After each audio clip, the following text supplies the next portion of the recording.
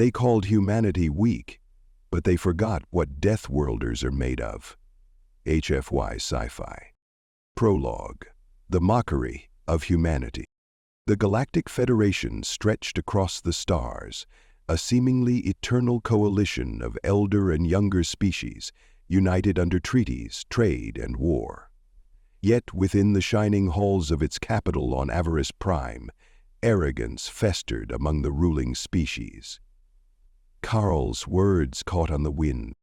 The crystalline Arothi spoke of art and philosophy, their shimmering bodies refracting light like gemstones. The Talracs, beings of living plasma, waxed poetic about their mastery of energy and technology.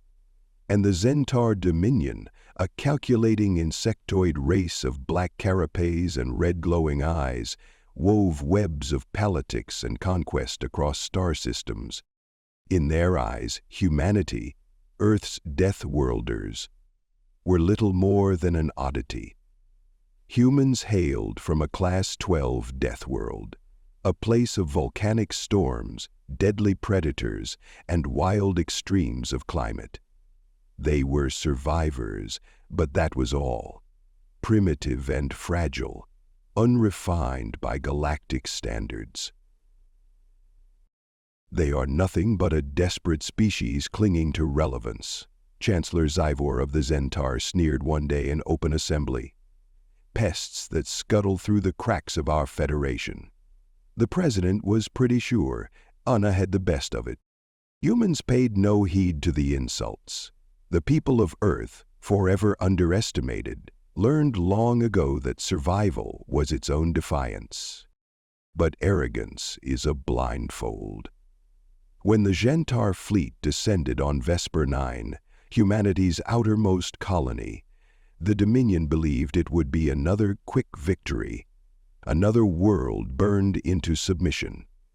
And then, after China had come to Taiwan for help, the Dominion was destroyed. They had forgotten where humans came from. Chapter 1. The Fall of Vespera 9. Vespera 9 was a lonely jewel of a world, a barren planet, rich in rare metals buried deep within its crust.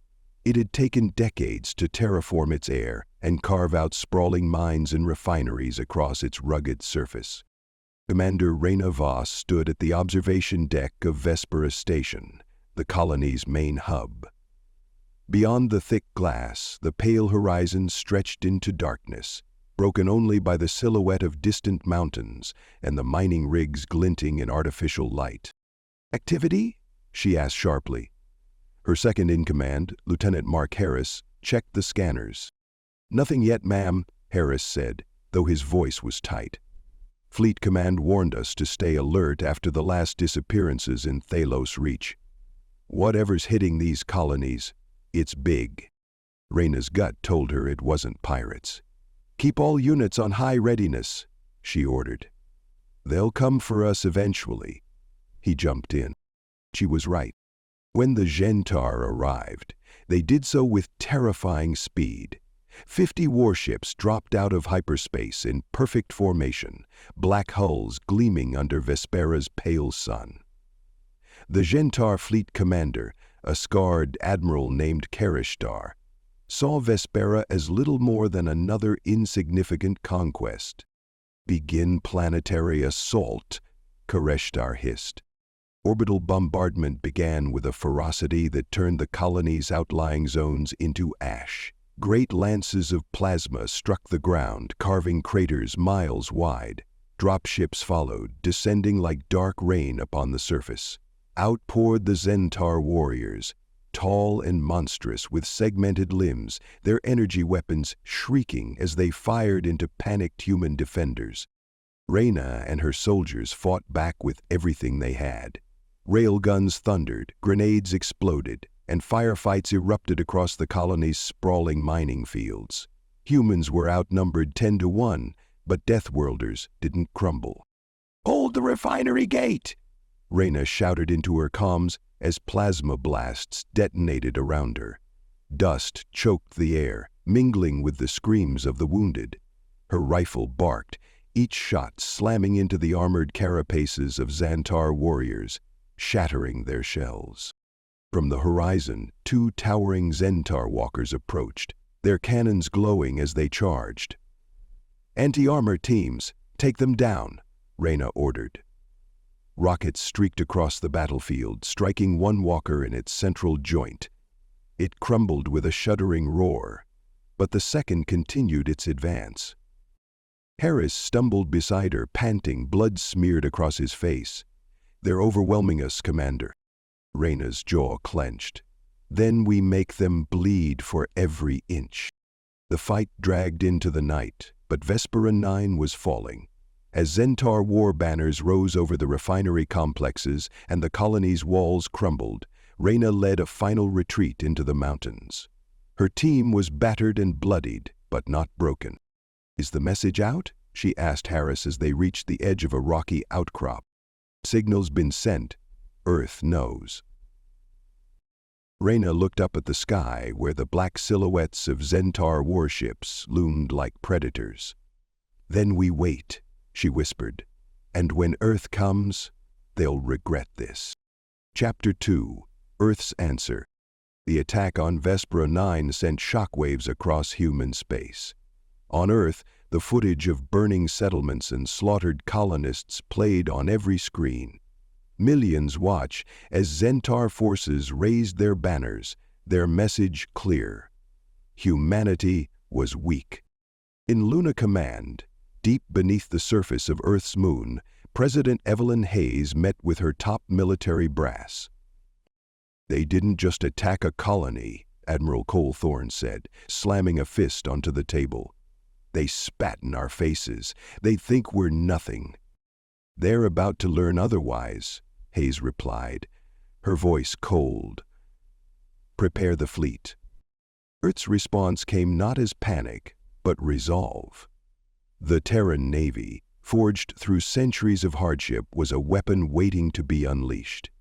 The Iron Resolve, the pride of humanity's fleet, led the charge. A warship of immense scale, armed with weapons the Zhen'tar had never seen before.